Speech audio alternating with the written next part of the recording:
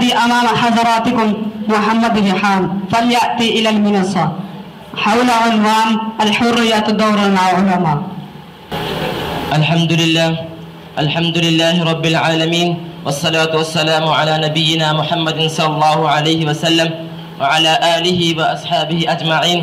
أما بعد، يا إخوة الكرام، نحن نحتفل اليوم بذكر الحرية والاستقلال، وهذه الحرية لم تكن سهلة ولا هي هدية، بل كان لها أثمن الثمن، وكرامة هذه الأرض وحريتها دفعها الأبطال ورجال من بيننا، ومن بين هؤلاء الأبطال كان للعلماء دور عظيم ومهم، وهم لم يكونوا فقط رجال دين وعلم فقط، بل كانوا رواد التوعية وحفظة قيم أمتنا.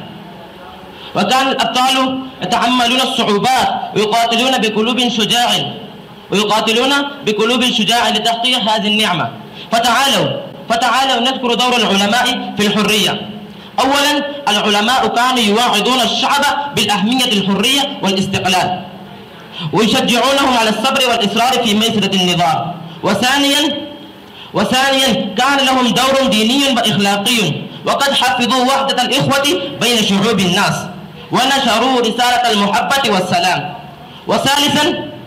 وثالثا العلماء كانوا صوت الحق، وكانوا ينادون بالقدر والعدل والمساومة، ويحذرون من الظلم والاستعمار.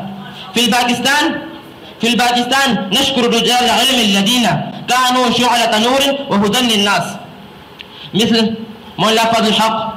فيا إخوتي الكرام، الحرية هي المسؤولية الكبيرة. الحرية هي المسؤولية الكبيرة، ونحن اليوم مكتوفون بحمايتها وتطويرها، فنسعى جميعا بالإخلاص والوفاء لوطننا وعلمائنا الذين ضحوا من أجل أمننا. في الأخير أدعو الله العظيم أن يحفظ الباكستان ويرزقنا وحدة الإخوة بين شعوب الناس، ويجعلنا من الذين يسعوا لرفع بلدنا وحريتنا. مع السلامة.